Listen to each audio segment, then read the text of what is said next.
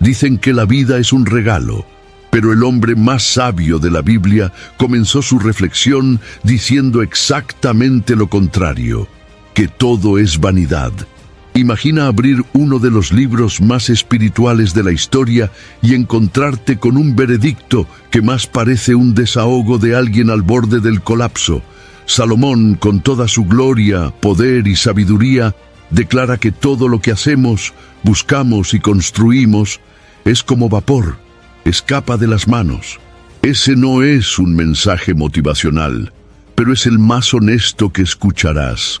El libro de Eclesiastés no intenta animarnos, intenta despertarnos, porque solo después de que todo se derrumba es que la verdad aparece.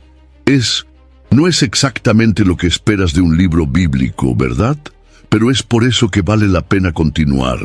Ya inscríbete en el canal, porque entender Eclesiastés es como desbloquear una parte de la vida que nadie te explica. Y vamos a hacer esto juntos, verso por verso, sin adornos. Las primeras palabras del libro de Eclesiastés no acarician al lector, lo confrontan. Vanidad de vanidades, dice el predicador, vanidad de vanidades, todo es vanidad. Esta afirmación, presente justo al inicio del capítulo 1, en el versículo 2, funciona como un puñetazo silencioso en el alma de quien lee. Pero la palabra vanidad en el hebreo original es hebel, que literalmente significa vapor o soplo. Salomón, el autor tradicional de este libro, está diciendo que todo lo que se ve, todo lo que se busca, todo lo que se conquista, es como vapor, se escapa entre los dedos. Esta imagen desestabilizadora no es una invitación al desespero, sino el inicio de un viaje espiritual honesto. El predicador quiere arrancarnos de la comodidad de las ilusiones para prepararnos para una verdad más profunda. Poco después de declarar la vanidad de todas las cosas, el autor plantea una pregunta que resuena a través de las generaciones. ¿Qué provecho tiene el hombre de todo su trabajo con que se afana bajo el sol? Eclesiastés capítulo 1, versículo 3. Esta pregunta es el corazón del libro. Y tal vez la cuestión más universal jamás planteada. ¿Por qué corremos tanto, acumulamos tanto, buscamos tanto, si todo parece escapar al final?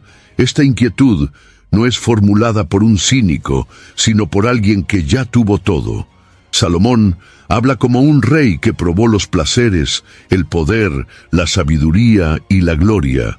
Su frustración es la de alguien que llegó a la cima y descubrió que la cima no era el fin de la escalera. La belleza del libro de Eclesiastés reside en su brutal honestidad. En lugar de pintar la vida con colores de ilusión, arranca los velos. Lo que parece pesimista a primera vista es, en realidad, una invitación a la lucidez. Al decir que todo es vapor, Salomón nos está ayudando a vislumbrar la naturaleza transitoria de la existencia. Nada es sólido en este mundo. El cuerpo envejece, la fama se desvanece, los bienes cambian de dueño. Esta conciencia, en lugar de llevar al nihilismo, puede conducir a la verdadera sabiduría, aquella que entiende el valor de las cosas por lo que realmente son y no por lo que prometen ser. Al llamar a todas las cosas vanidad, el texto no está desestimando el valor de la vida. Está, en efecto, denunciando el error de depositar la esperanza definitiva en cosas pasajeras. Cuando la carrera se convierte en un ídolo, consume. Cuando la familia se convierte en un escudo de identidad, presiona. Cuando el placer se convierte en adicción, esclaviza. El libro de Eclesiastés no dice que el mundo no tiene belleza, dice que él no puede cargar el peso de nuestro sentido. Solamente algo eterno puede sustentar el alma humana, y todo lo que es bajo el sol no es suficiente. Esta apertura densa y desconcertante prepara el terreno para los próximos capítulos. Salomón nos conducirá por diversos caminos de la experiencia humana, probando cada uno como si fuera un experimento de vida. La afirmación de que todo es vanidad no es el fin del razonamiento, sino la primera capa removida para que otras verdades sean descubiertas. Es como si el autor dijera: antes de encontrar lo que vale la pena, necesitamos enfrentar lo que no vale. Y esa valentía de confrontar la ilusión es el inicio de la verdadera sabiduría. Al mirar la naturaleza, Salomón ve en ella no solo belleza, sino una repetición que roza lo absurdo. Describe el sol que nace y se pone, el viento que gira en ciclos, los ríos que corren hacia el mar y nunca lo llenan. Eclesiastés capítulo 1, versículos 5 al 7. El mundo parece un engranaje incansable, donde todo sigue funcionando, pero nada llega a un propósito definitivo. Esta imagen de la creación girando sin cesar trae una sensación de estancamiento, como si la vida fuera una noria en movimiento, pero sin destino. Esta percepción amplifica la tensión de la pregunta inicial: ¿qué realmente cambia bajo el sol? El ciclo natural sirve como espejo de la vida humana. Las generaciones vienen y van, pero el mundo permanece igual. Es como si la historia humana estuviera atrapada en un patrón, donde nuevas personas viven las mismas experiencias antiguas, cometen los mismos errores y buscan los mismos sueños. Esta repetición cansa. El versículo 8 declara: todas las cosas son cansadas, tanto que nadie puede expresarlo. Hay un desgaste que no se resuelve con vacaciones o descanso. Es un cansancio existencial, enraizado en la propia estructura de la vida. Esta reflexión confronta directamente el ideal moderno de progreso continuo. Vivimos en una cultura que valora lo nuevo, el avance, la superación. Pero Eclesiastés señala la paradoja: cuanto más cambian las cosas, más permanecen iguales. Las tecnologías evolucionan, pero los dilemas interiores del ser humano permanecen los mismos. Aún somos orgullosos, vanidosos, hambrientos de significado y frágiles ante la muerte.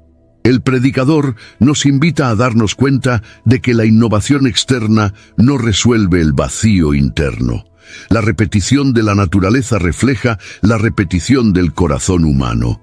La crítica de Salomón no es contra el movimiento de la vida, sino contra la ilusión de que este movimiento por sí mismo nos salvará. Cuando miramos la creación solo con los ojos naturales, se vuelve agotadora. Pero cuando la vemos con ojos espirituales, nos damos cuenta de que cada ciclo contiene una invitación al descanso en Dios. El viento que gira, el sol que regresa, los ríos que fluyen, todo esto puede apuntar hacia una realidad mayor si no nos cerramos solo a lo que está bajo el sol. Al identificar la rutina de la naturaleza como reflejo de nuestra limitación, Salomón siembra en nosotros una inquietud necesaria. No basta con vivir, es preciso saber por qué se vive, y esta cuestión, aunque incómoda, es la puerta de entrada a una vida con propósito. La repetición solo se vuelve opresora cuando falta sentido, y es ese sentido, perdido, olvidado o mal comprendido, que el libro se propone buscar no a través de respuestas listas, sino de una jornada honesta. Salomón, diferente de muchos, tuvo los recursos para probar todos los placeres posibles. En Eclesiastés capítulo 2, del versículo 1 al 11, él describe su viaje personal en busca de satisfacción a través de la risa, del vino, de las grandes obras, de los jardines, de los sirvientes, de las riquezas y de las mujeres. Nada fue ahorrado. Se entregó al placer como quien se sumerge en una piscina, pero emergió de la experiencia con las manos vacías. La conclusión es devastadora. He aquí que todo era vanidad y correr tras el viento. Aquí el placer no es condenado, sino desenmascarado. Es bueno, pero insuficiente. Es como si Salomón hubiera vivido el sueño de consumo de millones, y al final se diera cuenta de que este sueño era una pesadilla disfrazada. La alegría que el entretenimiento ofrece es efímera, los banquetes no sacian el espíritu, y la acumulación de bienes solo aumenta la ansiedad. El corazón humano tiene un apetito que ningún banquete terrenal puede satisfacer. El rey sabía esto porque intentó saciarlo y fracasó. No habla como un moralista observando desde lejos, sino como un hombre que probó el cáliz del placer hasta el fondo. Esta experiencia deja claro que el problema no está en las cosas en sí, sino en la expectativa que ponemos en ellas. Cuando se espera que el placer dé sentido a la vida, se convierte en un tirano cruel. Eclesiastés nos advierte contra el hedonismo disfrazado de espiritualidad, esa tentativa de vivir una vida llena de bendiciones, pero vacía de Dios. El placer es un buen sirviente, pero un pésimo señor. El corazón que vive en busca de sensaciones nunca encuentra descanso, porque siempre habrá un deseo no satisfecha. Al narrar su búsqueda, Salomón no quiere que todos abandonen la alegría, sino que dejen de idolatrarla. La vida tiene momentos de fiesta, sí, y deben ser disfrutados con gratitud. Pero la fiesta no es la casa, es solo una pausa en el camino. La sabiduría está en no convertir el placer en morada definitiva. Cuando entendemos esto, podemos vivir con equilibrio, disfrutando lo bueno sin esclavizarnos por él. Y esta es una lección que resuena de manera dolorosamente actual en nuestros días. Esta parte del texto nos obliga a mirar hacia adentro. ¿Qué estamos buscando? ¿Qué pensamos que finalmente nos completará? El testimonio de un rey frustrado resuena como una advertencia. No te ilusiones con el brillo de las cosas que no pueden llenar el vacío eterno dentro del pecho. Salomón desciende del trono para decirnos que, incluso rodeado de lujo, aún faltaba algo. Y ese algo no está en las fiestas, ni en los palacios. Está en la presencia que ninguna riqueza puede comprar. Salomón no solo buscó el placer, sino también el saber. En Eclesiastés, capítulo 1, versículo 18, afirma: «En la mucha sabiduría hay mucho cansancio, y el que aumenta el conocimiento, aumenta la tristeza». Estas palabras, tan diferentes de lo que solemos escuchar, revelan una dimensión poco explorada de la búsqueda de entendimiento. A medida que se adentraba en los misterios de la vida, también descubría más dolores ocultos. Conocer el mundo en profundidad es a menudo reconocer su corrupción, su injusticia y su destino inevitable. El texto no está desvalorizando el conocimiento, sino advirtiendo sobre el peso que conlleva. Cuanto más alguien entiende el funcionamiento de la existencia, más se da cuenta de cuántas cosas están desalineadas con el propósito original de Dios. El tonto vive alienado y por eso sonríe con facilidad. El sabio, en cambio, percibe las fisuras de la realidad y eso lo perturba. La sabiduría revela que muchas de nuestras esperanzas humanas son frágiles y que la verdad no siempre viene con consuelo, sino frecuentemente con incomodidad y responsabilidad.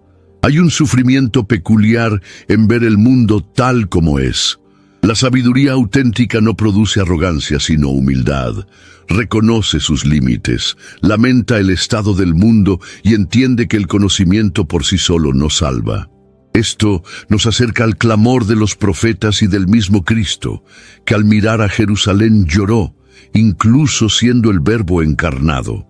Salomón, a pesar de toda su inteligencia, se enfrenta a la impotencia del hombre ante el ciclo de la muerte y la limitación del tiempo.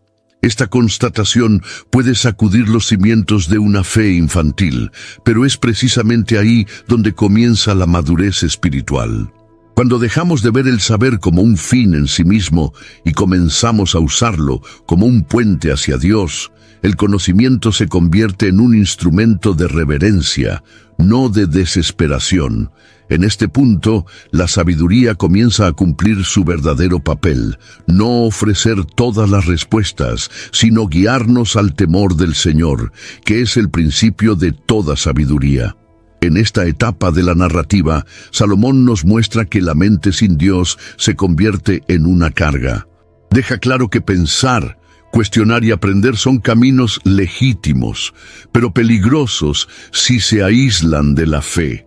El saber que no nos lleva a lo eterno se transforma en carga, no en luz.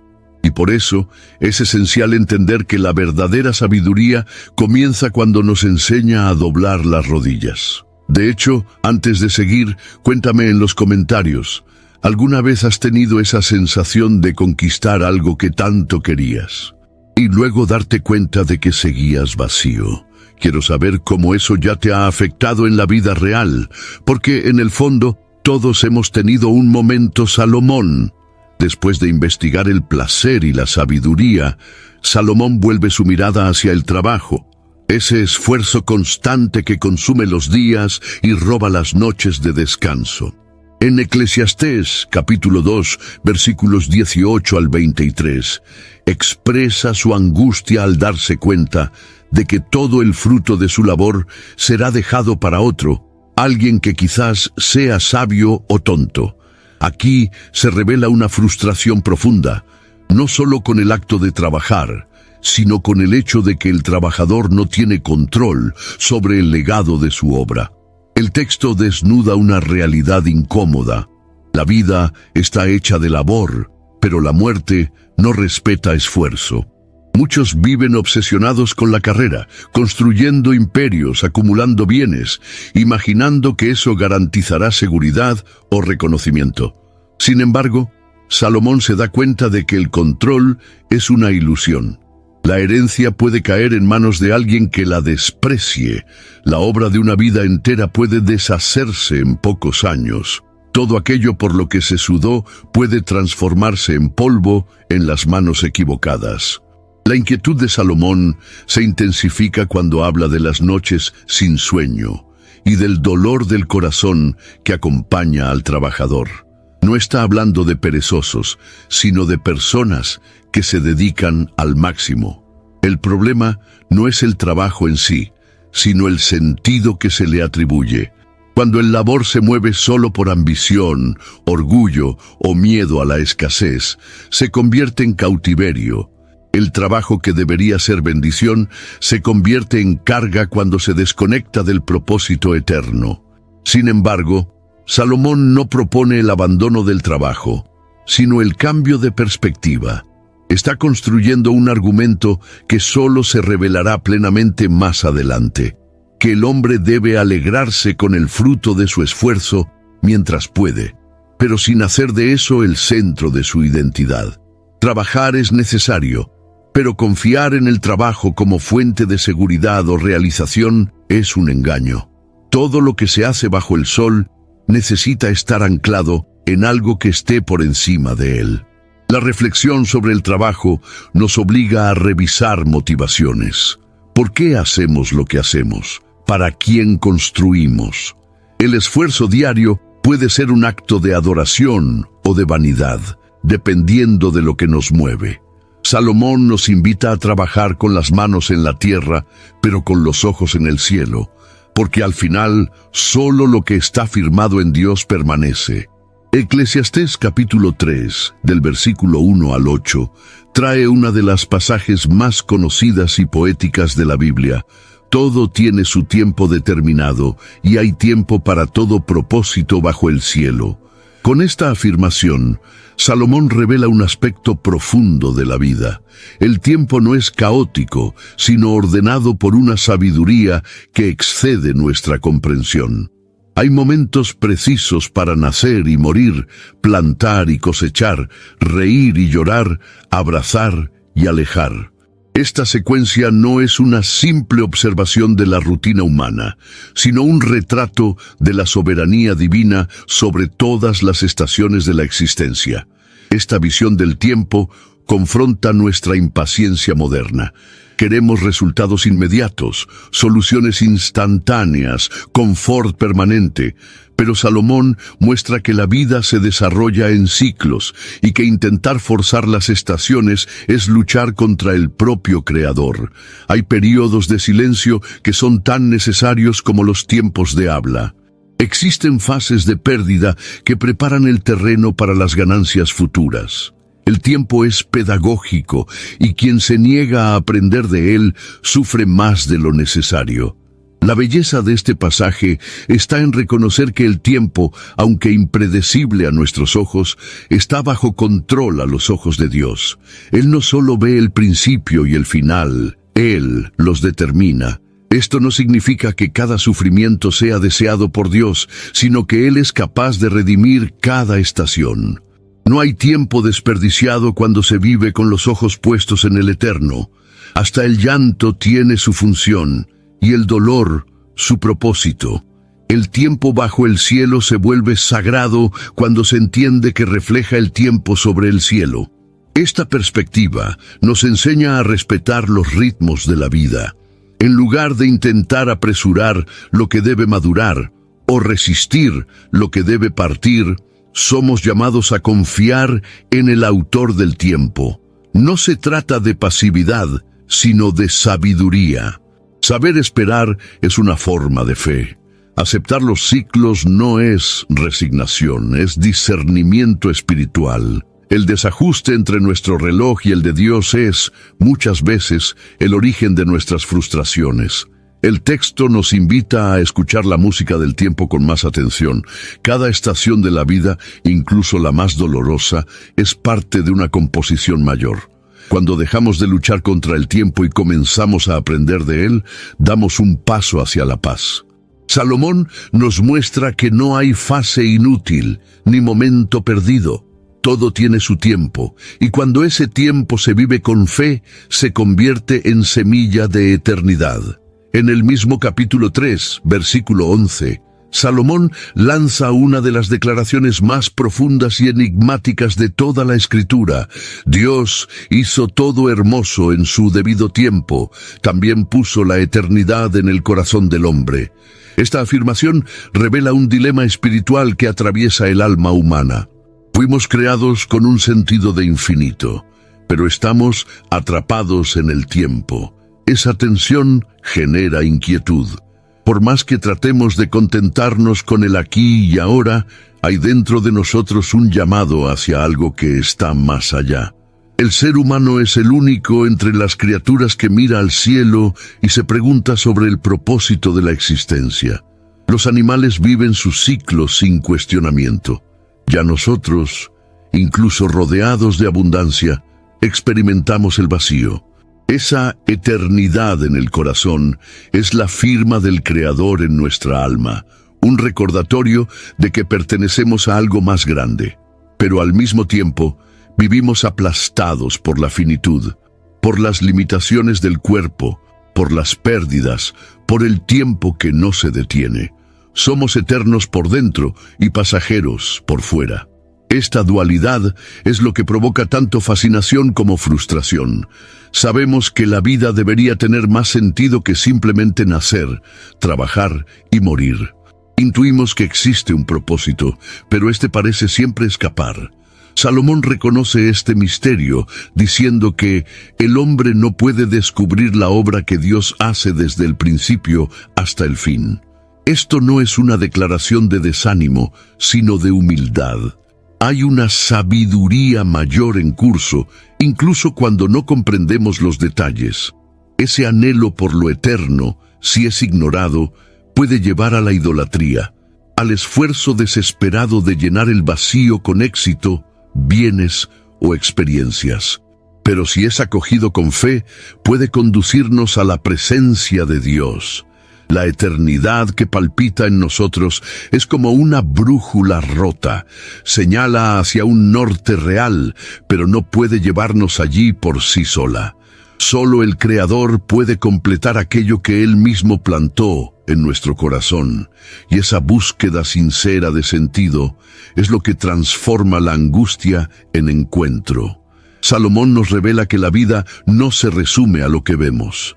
Hay algo eterno operando en medio de lo transitorio. Reconocer esto cambia nuestra manera de vivir.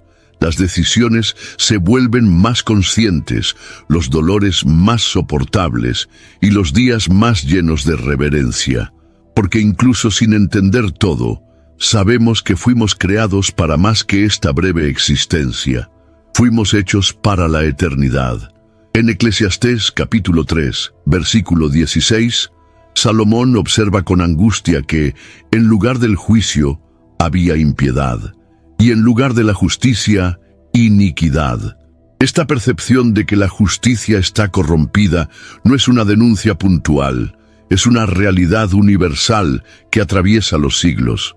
El mundo, gobernado por manos humanas fallidas, frecuentemente recompensa al perverso y castiga al justo. Esta distorsión genera una de las mayores crisis de fe. ¿Dónde está Dios cuando el mal prospera? El dolor causado por la injusticia es uno de los más profundos, pues hiere el sentido natural de orden que cargamos. Esperamos que el bien sea reconocido, que la verdad prevalezca, que los impíos sean enfrentados. Cuando eso no ocurre, el corazón se abatía. Salomón no ignora este dolor, lo enfrenta de frente, pero al mismo tiempo señala hacia una esperanza que está más allá de la justicia humana.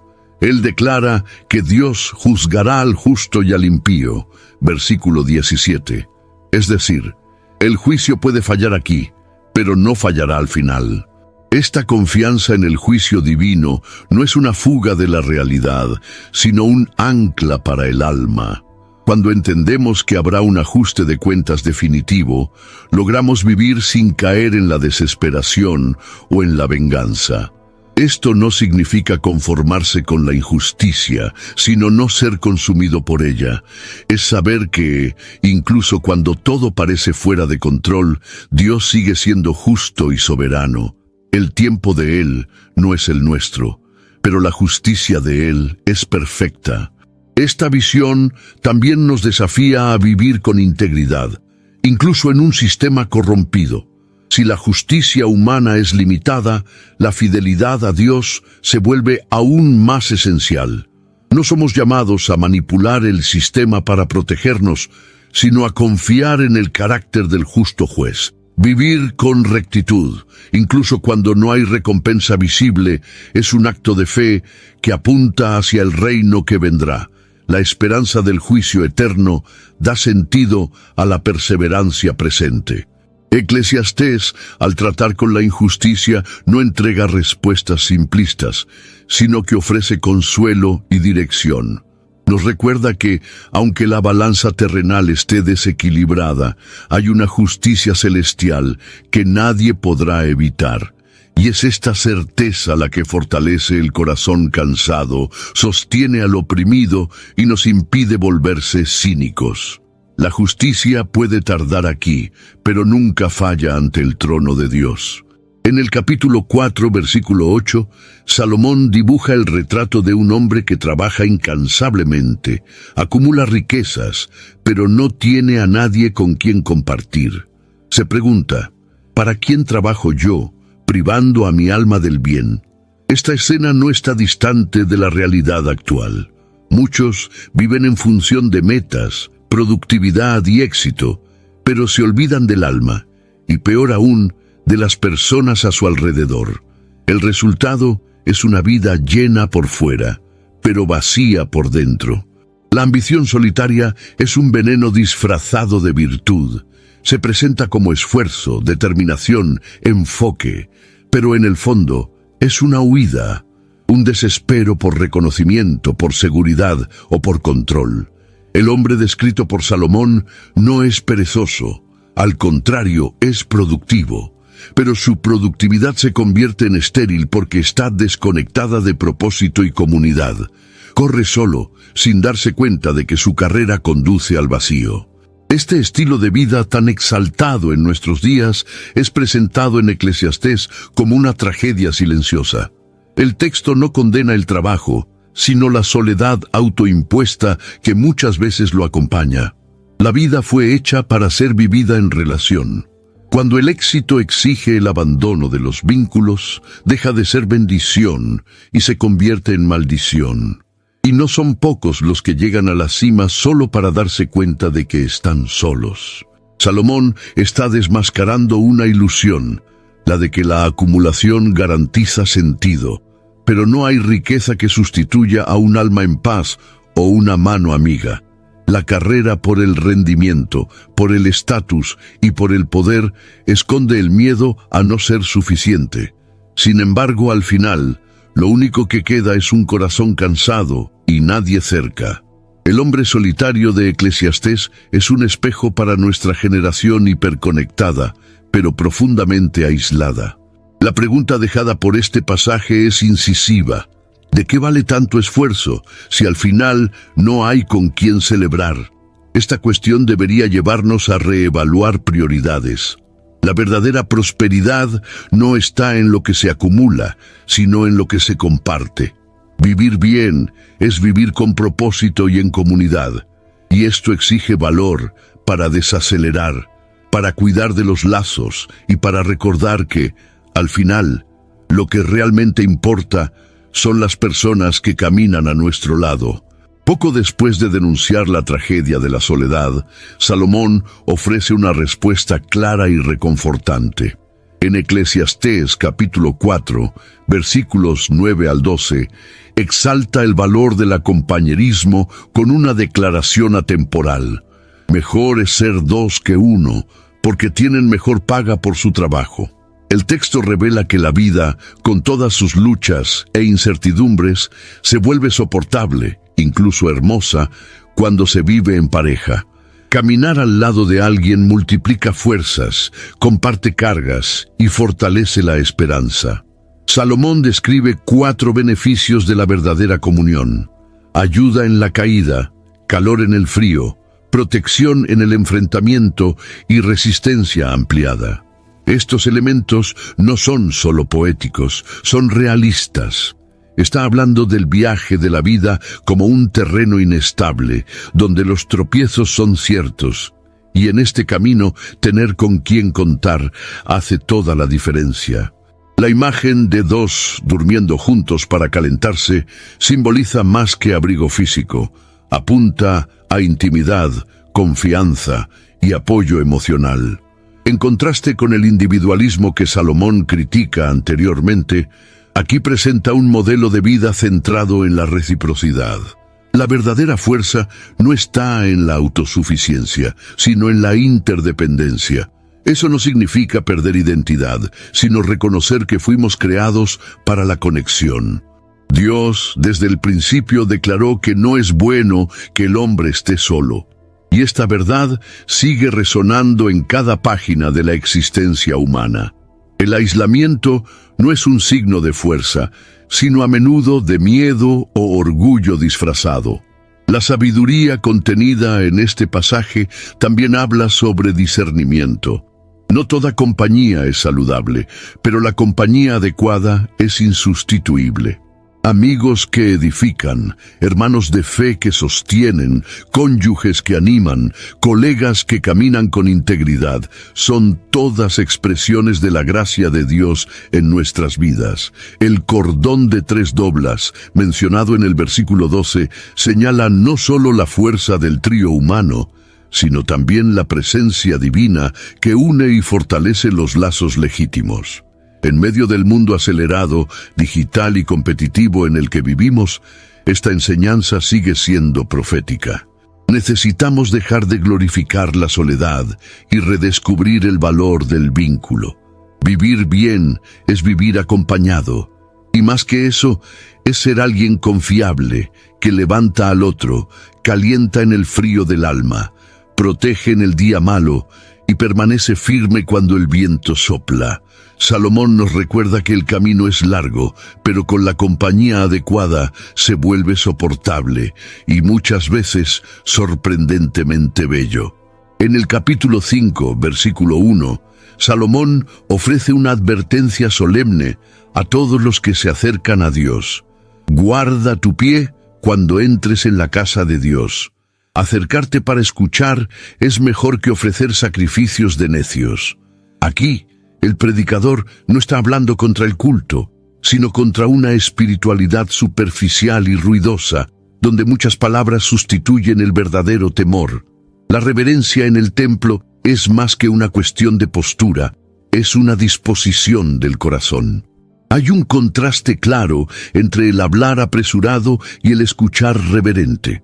Salomón está advirtiendo contra el hábito de ir a la presencia de Dios con discursos preparados, promesas vacías y rituales automáticos.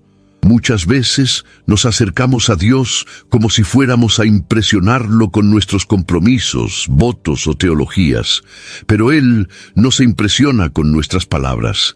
El Señor busca un corazón quebrantado y oídos atentos, no una boca llena de juramentos que no serán cumplidos. Este pasaje también critica la ligereza en los votos.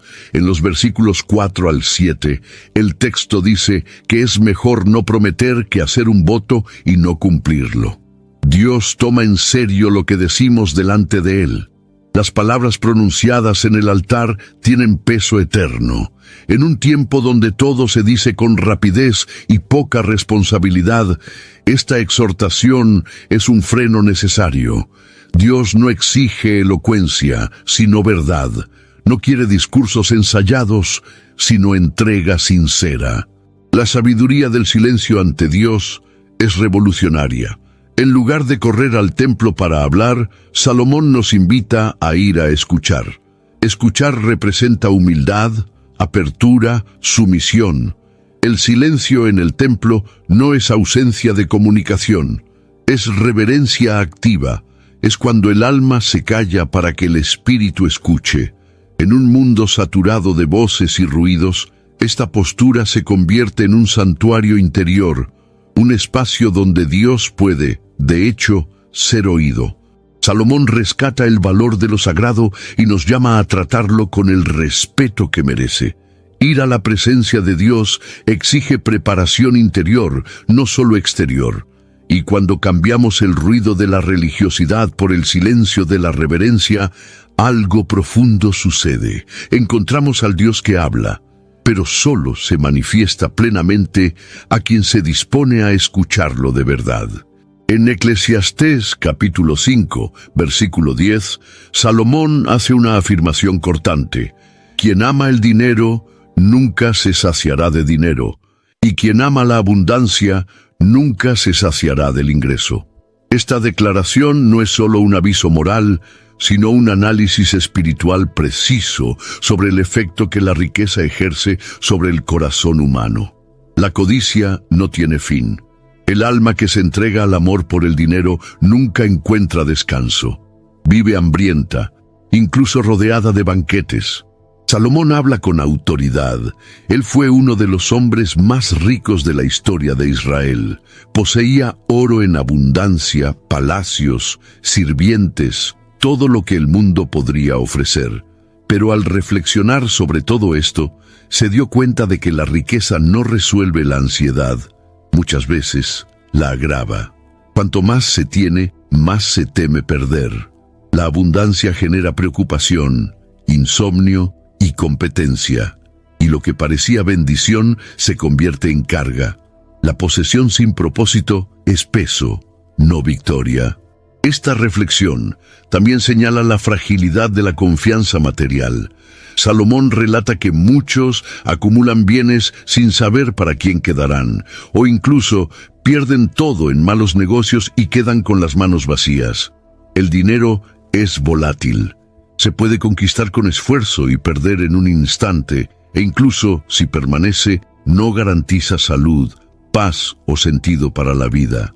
La seguridad que promete es engañosa, ya que no puede proteger contra lo que realmente importa.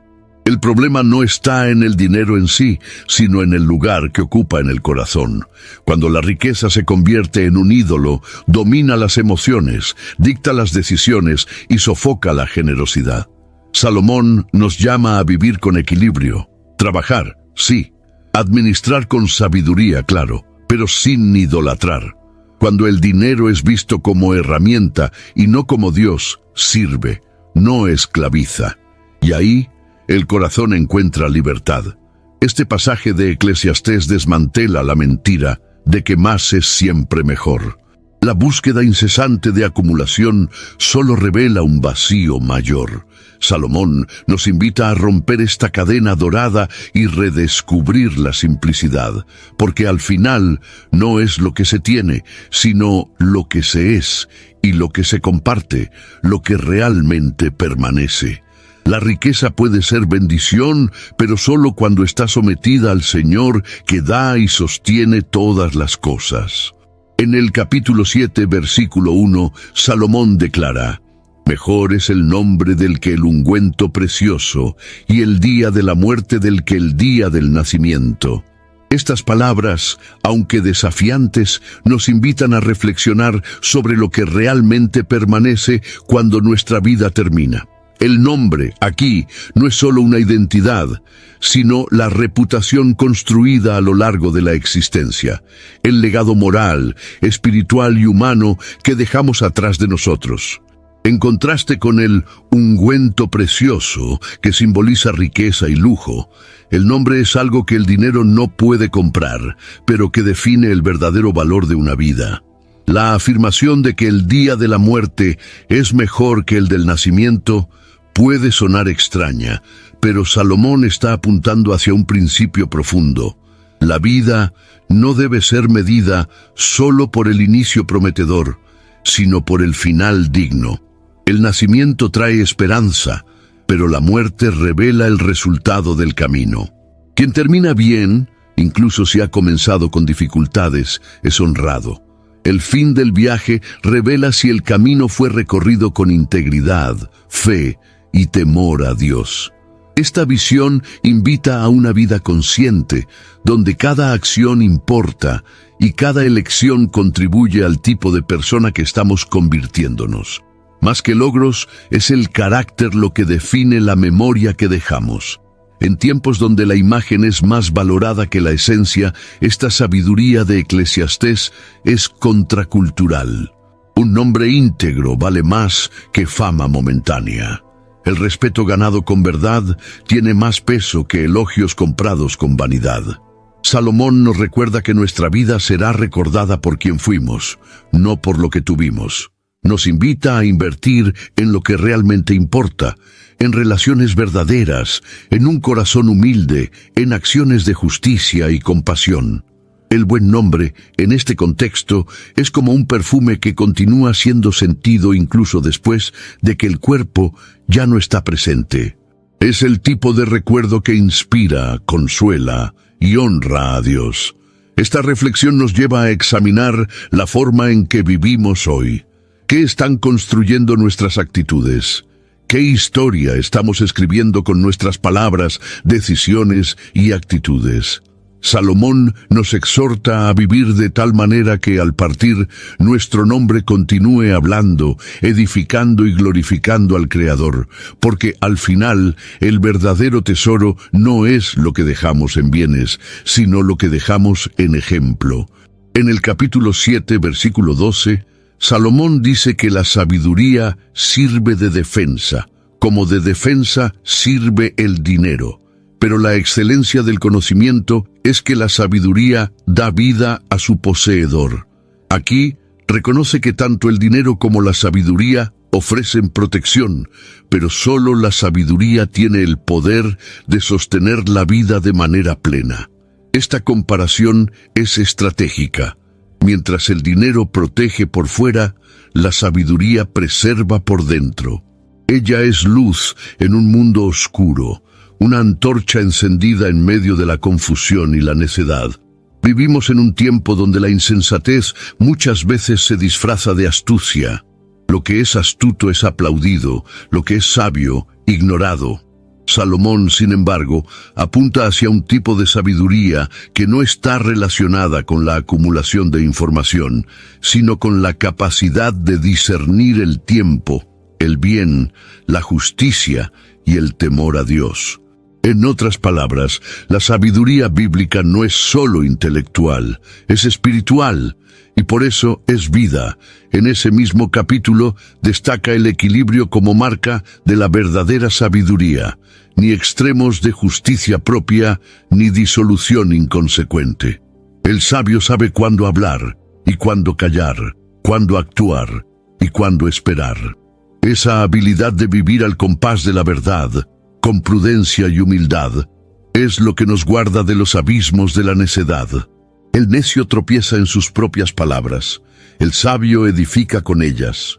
Sin embargo, Salomón también reconoce la fragilidad de la sabiduría en un mundo corrupto. No siempre el sabio es oído y muchas veces es despreciado. Aún así, insiste en que vale más la sabiduría despreciada que la locura celebrada. Es mejor ser una pequeña vela en medio de las tinieblas que unirse al caos del engaño colectivo. El verdadero sabio no se guía por la aprobación pública, sino por la fidelidad a lo que es recto.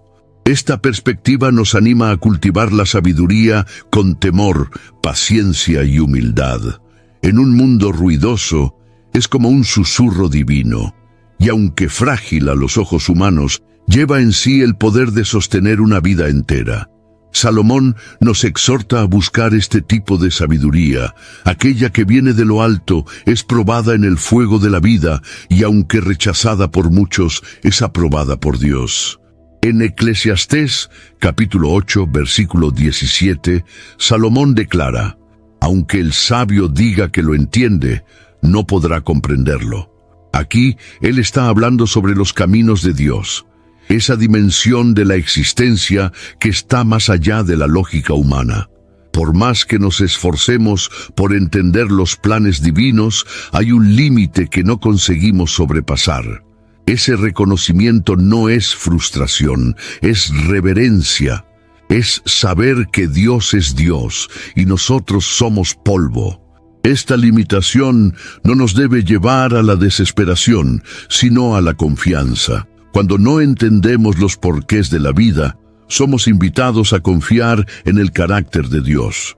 El misterio de la soberanía divina no anula nuestra responsabilidad, sino que nos recuerda que hay una mente infinitamente superior guiando todas las cosas. Y, aun cuando el presente parece sin sentido, hay una eternidad siendo construida con propósito eterno. Salomón observa que no siempre la justicia es aparente, ni siempre los impíos son castigados y los justos recompensados. Esta aparente inversión de valores genera preguntas legítimas, pero también revela nuestra visión limitada. Lo que es injusticia para nosotros puede ser solo un pedazo aislado de una tapicería mucho mayor. Y cuando el sabio percibe esto, se calla, no por cobardía, sino por adoración. La soberanía de Dios también enseña sobre el tiempo de actuar y el tiempo de esperar. No toda respuesta viene en el ahora. Hay batallas que se ganan en silencio, hay situaciones que exigen solo confianza. Salomón, con toda su sabiduría, llegó a la conclusión de que hay cosas que pertenecen solo a Dios. Nuestro papel es temerlo, obedecerlo y seguir con fe, aún sin ver el todo. Este fragmento del libro nos lleva a una rendición humilde. En lugar de exigir respuestas, somos llamados a descansar en la fidelidad de un Dios que ve más allá. El misterio puede incomodar, pero también protege. Él impide que intentemos controlar lo incontrolable y nos invita a caminar por la fe, no por la vista. Y es en ese camino, aún rodeados de dudas, que se revela la más profunda sabiduría: confiar cuando no se entiende. Salomón, en el capítulo 9, versículos 2 y 3, confronta a la humanidad con una de las verdades más incómodas de la vida. Todo sucede igualmente a todos. Este es el mal que hay en todo cuanto se hace bajo el sol, que a todos sucede lo mismo. En este fragmento, él enfrenta la muerte como el gran nivelador. No importa si alguien fue sabio o tonto, justo o impío, rico o pobre, el fin es el mismo. Esta constatación podría llevar a la desesperación, pero en manos de Salomón se convierte en una advertencia para vivir con sabiduría y urgencia. La muerte, según él, no debe ser ignorada, sino considerada como parte integrante de la existencia.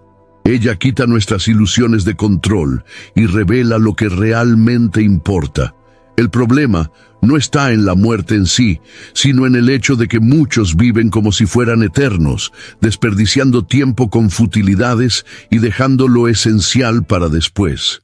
Cuando se reconoce que la vida tiene un límite, cada momento pasa a tener más peso, cada elección más significado. Al mostrar que los sabios y los tontos tienen el mismo fin, Salomón no está despreciando la sabiduría. Por el contrario, está desafiándonos a usarla mientras tenemos vida. La diferencia entre los dos no está en el fin que los espera, sino en lo que cada uno hace. I had that dream again. My small business needs to hire, but I don't use LinkedIn and I hire wrong. So our orders get all backed up. We're drowning in paperwork, then actually drowning. Carol is fighting off sharks with a stapler and pirates are pillaging the office copier and... Then I wake up. Don't let hiring nightmares ruin your dreams. LinkedIn Jobs' new AI assistant goes beyond the resume, using unique insights to deliver a smarter shortlist. Post your job for free at linkedin.com/quality. Start hiring today with LinkedIn. Hace antes de que llegue. El sabio vive con propósito, el tonto con distracción. Uno se prepara, el otro se engaña.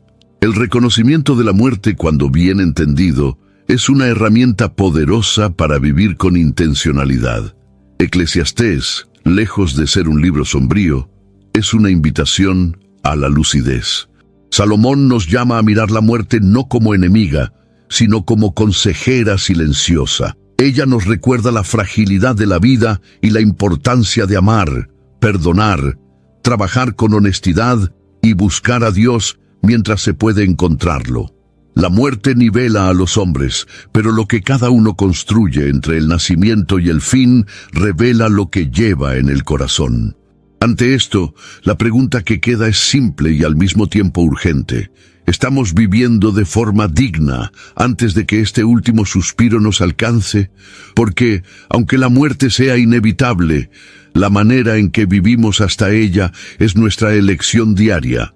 Salomón, con su sabiduría afilada, nos invita a recordar esto cada amanecer, porque quien vive como si fuera a morir, vive mejor.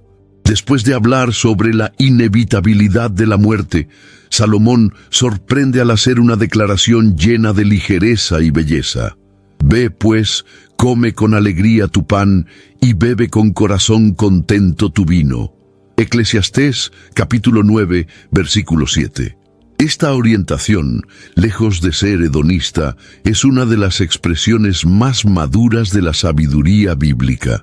Él nos está enseñando a encontrar alegría en la simplicidad, en las pequeñas bendiciones diarias que muchas veces pasan desapercibidas.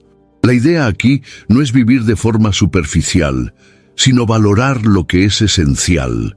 Salomón nos invita a disfrutar de la comida con gratitud, de la compañía con afecto, de las vestiduras limpias y del perfume sobre la cabeza como señales de que la vida, aunque breve, puede ser bella.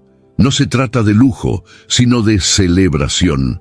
El texto enseña que Dios ya aprobó las obras del hombre, es decir, que Él se alegra cuando vivimos de forma íntegra y contenta, incluso en un mundo marcado por la vanidad. Este fragmento también refuerza la importancia de las relaciones. Salomón habla sobre disfrutar la vida con la mujer que amas, todos los días de tu vanidad. Versículo 9. Él está diciendo: aprovecha a las personas mientras las tienes. No esperes una ocasión especial para demostrar cariño, para reír juntos, para compartir el pan.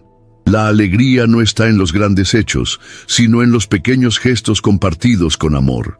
Esta visión es profundamente espiritual. Reconoce que aunque la vida sea corta, es un don de Dios. Aprovechar el momento presente con conciencia y gratitud es una forma de adoración. Es decir, con actos simples, que confiamos en Dios incluso cuando no entendemos todo. Salomón no está predicando el descompromiso, sino la ligereza que viene de saber que la vida no necesita ser perfecta para ser preciosa. En medio de un libro que lidia con temas tan densos como la muerte, la vanidad y la injusticia, este llamado a la alegría parece un rayo de sol entre nubes pesadas. Nos recuerda que la verdadera sabiduría sabe sonreír y que, incluso debajo del sol, podemos vivir días buenos si aprendemos a reconocer las manos de Dios en los detalles, en el pan caliente, en el abrazo sincero, en la risa compartida. Esta alegría, sencilla y sagrada, es un don que solo los sabios aprenden a disfrutar. Al cerrar su larga y profunda meditación, Salomón no deja espacio para dudas sobre lo que realmente importa. En Eclesiastés capítulo 12, versículo 13, dice: «De todo lo que se ha oído, la suma es, teme a Dios y guarda sus mandamientos, porque esto es el deber de todo hombre». Esta conclusión es como un faro firme en medio de la niebla de la existencia. Después de analizar el placer, el trabajo, la sabiduría, el tiempo y la muerte, señala el temor del Señor como el único fundamento seguro. El temor aquí no es miedo paralizante, sino reverencia profunda. Es la conciencia de que Dios es soberano, justo y santo, y que toda vida será evaluada por Él. Esta actitud no lleva a la culpa constante, sino a una vida guiada por propósito. Quien teme a Dios vive con integridad, incluso cuando nadie está mirando. Vive con humildad, reconociendo sus límites. Vive con confianza, sabiendo que está en las manos de aquel que ve el inicio, el medio y el fin. La guarda de los mandamientos no surge de la obligación legalista, sino de una respuesta amorosa. Salomón comprende que, en un mundo marcado por la vanidad, obedecer a Dios es caminar contra la corriente, es rechazar la superficialidad y abrazar lo eterno. Los mandamientos de Dios son senderos seguros en un terreno inestable. Ellos protegen el corazón, orientan los pasos y alinean el espíritu al ritmo del Creador. Al declarar que Dios ha de traer a juicio toda obra, el autor cierra su libro con un recordatorio serio, pero liberador. Nada pasa desapercibido a los ojos divinos. Las pequeñas acciones, las intenciones escondidas, los pensamientos no expresados, todo será revelado. Esta verdad nos despierta, pero también nos consuela. El mal no tendrá la última palabra, y el bien no será olvidado. Dios es justo, y su justicia es perfecta. Salomón cierra con sabiduría lo que comenzó con inquietud. La vida es, sí, vapor, pero cuando se vive en el temor del Señor, este vapor se transforma en incienso que asciende al cielo. El sentido de la vida no está en entender todo, sino en confiar en aquel que gobierna todo. Temor a Dios y andar en sus caminos es, al fin y al cabo, lo que transforma la vanidad en eternidad. Y esta es la verdad que sustenta al sabio, consuela al afligido y guía al peregrino. A esta altura de la vida, ya hemos visto y vivido muchas cosas, y precisamente por eso valoramos lo que es verdadero. Entonces, inscríbete en el canal para continuar reflexionando con profundidad sobre temas que realmente importan. Y aprovecha para compartir con alguien que sabes que va a entender cada. This episode is brought to you by Greenlight. Get this. Adults with financial literacy skills have 82% more wealth than those who don't. From swimming lessons to piano classes, us parents invest in so many things to enrich our kids' lives. But are we investing in their future financial success? With Greenlight, you can teach your kids financial literacy skills like earning, saving, and investing. And this investment costs less than that after-school treat. Start prioritizing their financial education and future today with a risk-free trial at greenlight.com/Spotify. Greenlight.com/Spotify. Palabra.